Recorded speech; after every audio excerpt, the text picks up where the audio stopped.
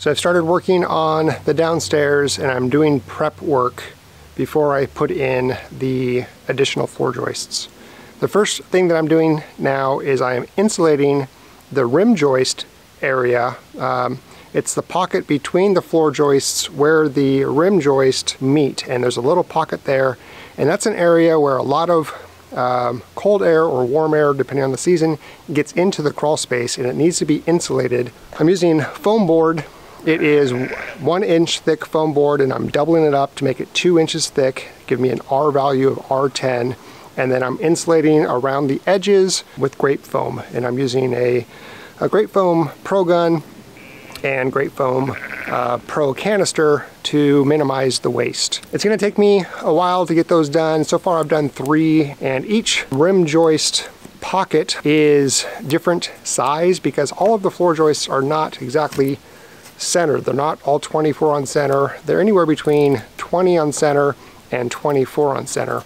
The good news is most of them are about 5 inches tall, so I know that I can cut a strip of 5-inch tall foam board and then just cut the individual lengths as I need them. I figured I would start by insulating the rim joist pockets because when I insert in new floor joists, that's going to make smaller pockets along the whole wall, the west wall, the exterior wall, and that would just mean cutting more foam board pieces and more great foam insulation. So I figured one big pocket is easier than many pockets. So that's what I'm going to start with, and I'll show you the end results when I'm done here. In order to keep my Pro Foam gun clean along the way, I have some paper towels soaked in acetone, and I just wipe the top of these so that way the foam doesn't collect at the tip here and clog it up. The nice thing about this Great Stuff Pro system here is that it can actually sit like this in the canister for up to 30 days and I can still use it, and so I don't need to constantly clean it. But when I'm done here, I'll use the foam cleaner and clean out this gun, and I'll be able to use this thing for quite some time. About a month ago, Katie and I installed this AC300 and B300 battery by Bluetti as a way to have uninterrupted power to the RV trailer. We do occasionally have power outages from the grid or from the house, and so we wanted to make sure we had continuous power to the RV. However, it didn't quite work out as well as we had hoped it would. What was happening was the line from the house, the grid, was supplying power to this, and something about it this AC300 didn't like. It would do an open relay, open circuit error code, and it would just shut off, and therefore shut off power to the RV. We had this thing installed as the UPS, the uninterruptible power supply, to the RV for about 3 or 4 days, and in that time span we had about 7 to 8 power outages because of the error code 25 and 26 that was coming up on this. And the only way to resolve it was to come outside, use the touch screen, clear the error code, and then restart, or then turn this thing back on and resume power to the RV. We did reach out to Bluetti, and they suggested that we update the firmware on this, and that new firmware is supposed to resolve that issue. So this thing is charged at 32%, and what I need to do is go into the settings somewhere and do a firmware upgrade. So let's do the upgrading of the IoT. Okay, IoT upgrading, hold on. So we are now updated completely. It took about, I'd say about 14 minutes. I'm going to go ahead and reconfigure this. So the RV is plugged into this, and this is plugged into grid power, and everything is running off of this. And if we happen to have power outages, then this thing will run the RV. So I'm going to get that thing set up and going, give it a test, and I'll check back in with you guys later in this video to let you know if updating the firmware has resolved the issue. I was able to get 1, 2, 3, 4, 5, 6, 7, 8, 9, 10, 11 bays. I have 2 more to go. These last 2 are a little more challenging, I guess, a little different than the first 11, and that's because so far all of the floor joists have not been sitting on a sill plate. They've been sitting directly on the concrete block foundation. Most of them actually have been sitting on a little bit of a bed of mortar. The last two bays, that floor joist is sitting on a sill plate, which is making that area smaller than usual. And I'm debating whether or not I want to remove the portion of that sill plate that's on either side of the floor joist, or if I'm going to leave it in place. But my thought is, when I put in the new floor joist, those are going to have to be notched quite a bit to fit over that sill plate. It's my understanding you don't want to notch a floor joist more than 1/4 of the width, the thickness rather, of the board. And so in this case I'm using 2x6, so that means that I can't notch it more than 2 inches, inch and a half actually, to maintain structural integrity of that floor joist. So I really do think I have to remove that sill plate out of the way, and I'm debating on how I want to do that.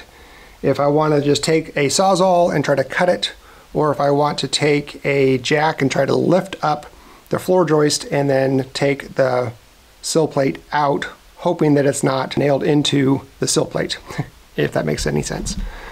So I'm kind of stuck right now on this, kind of thinking through it. I'll figure it out though. We have the bluetti AC300 powering the travel trailer through the 30 amp port here, and the AC300 is being charged by the grid or power from the house. So let's take a look at the app. All right, we're getting 1.8 kilowatts from the grid, charging the AC300 and the B300 battery. The travel trailer is pulling 1.4 kilowatts. On the AC300, the AC circuit is on, alternating current circuit. That's what's providing power to this 30 amp port here going to the travel trailer. And if we make sure that we're in standard UPS working mode, meaning that if power goes out from the grid, this thing will still provide power to the travel trailer. So I'll get back with you guys a little bit later in the video after 24 hours, maybe 48 hours of this thing running. Now that it's been updated, the firmware's been updated, let's see how this thing works. So I was trying to figure out what I want to do about the last two bays where that sill plate is. I decided I was going to clean up a little bit, organize this place, get the tools in here that I need just so I have them available to me. And then I went ahead and marked on the center beam here and on the west foundation wall where every 12-inch on center, where every new floor joist is going to go. And there were some areas on the 12-inch on center where the existing floor joists, these 3-inch by 5-inch floor joists, are already in place or pretty close to that 12-inch on center. So the areas where those floor joists are right over the 12-inch on center, obviously I'm not going to be putting a new floor joist there. The areas where it's butted up right against it, I'll probably do a sister just to add more structural strength to the floor here. But I'll determine that as I actually put the floor joists in. I also wanted to get a sense of where I'm going to need additional foundation supports or floor jacks underneath this center beam here to give it more structural strength and not have such a wide gap between support. Let's see here, can I show you? Like for example, from back here to back here, I'll probably need one right in the center. Same with this one that's right here and the one that is right over here. I'll probably want to have one in the center. And there's a couple edge pieces that I think I need to put in. So this gives me a good visual representation of where those new floor joists are going to be. On the west side here, I'll replicate that on the east side of the room, on the other side of the center beam here, after I get the first set of floor joists in. And I also want to get rid of this mid-span beam here. It's really not providing any sort of support, but just in case it is, which I don't think it is much, I'm actually going to be putting a 2x4 on every one of the existing floor joists and have it go straight down plumb to the ground, just to be able to support these midway, so I can remove this 4x4 post and all of these metal floor jacks, because I'm going to be using these for the center post.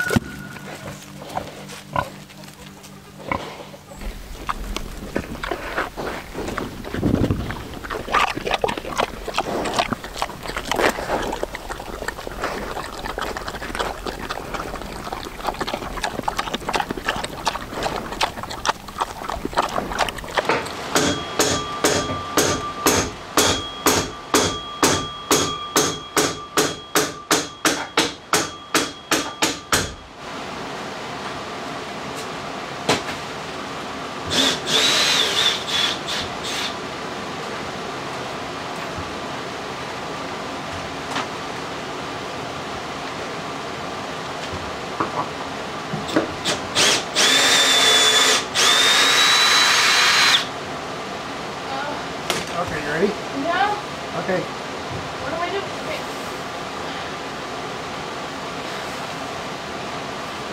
Walk out towards the door. Oh.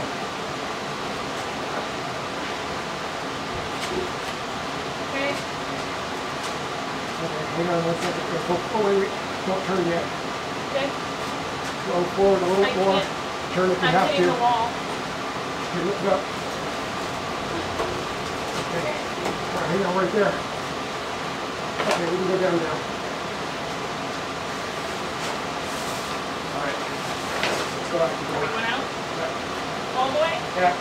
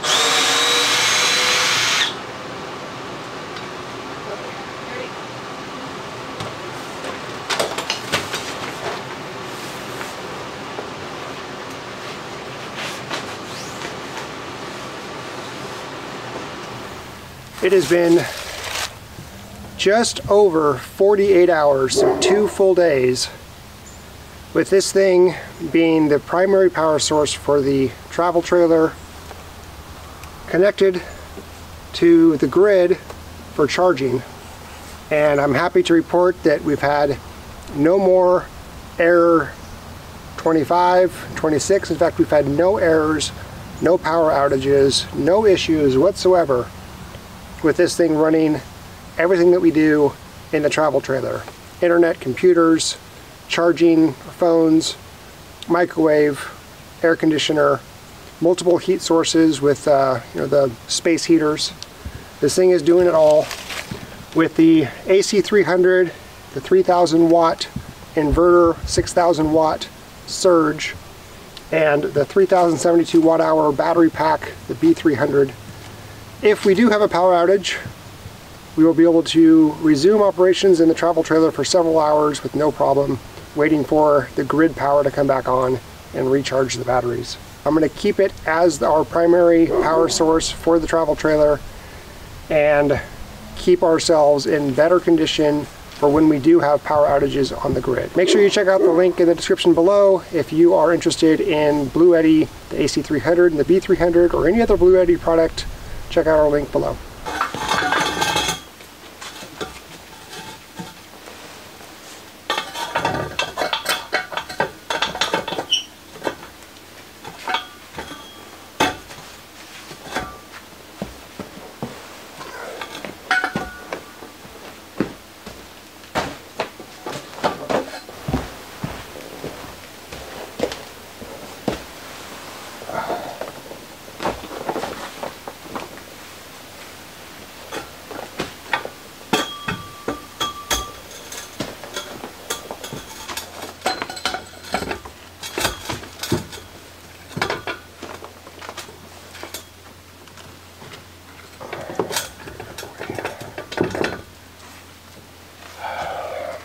So I'm going to be using these metal floor jacks as additional support for the center beam here. First place I need to put it is right at the beginning, right on the north wall, because there's not much of a lip to where this wooden beam has a lot of contact to the foundation wall. So I want to add some support here. And my thought was I was going to use concrete blocks as the base and then adjust these accordingly, which it seems like they're going to be the right height. This is the shortest that this will go. It can raise up higher, and then of course using the whatever this is called, but this plate can screw down farther or up. I do need to clean these because they are pretty rusty and I can't move them. But anyway, that was my thought.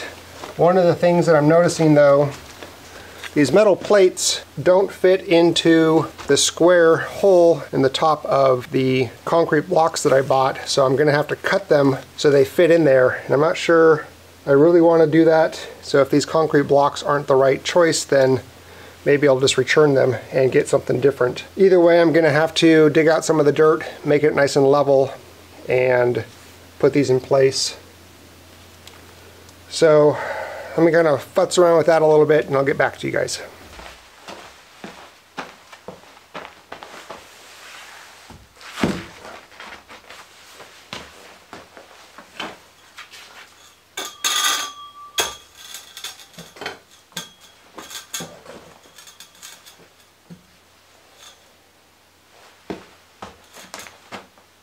I think I'm going to end the video here. I'm not really sure how I'm going to best support this middle beam. I want to make sure that I have the ability to raise the support because I think I'm going to have to raise that beam a little bit to help level out the floor. So this video I was able to get quite a bit accomplished. I got the majority of the rim joist bays insulated, minus those two at the end. Still haven't figured out what I'm going to do with that, but I'll get there. Able to get the last of the bookshelves emptied and removed, thus reducing additional weight off of the floor and off of this mid support beam here, and then able to get new mid span support posts in with these 2x4s that are level and plumb. I guess plumb is the right word. And anyway, I got pretty far with this. Still not sure how I'm going to support this middle beam here, and I need to figure that out. So once I figure that out, I'll resume the video, but for now, this is the end. So I appreciate you guys watching. Thank you very much. If you didn't know, I have a playlist of this 1930s farm rehab. I'll link it down below in case you want to get caught up and see everything that we've done. It's a lot. So anyway, we'll see you then. Thanks for watching.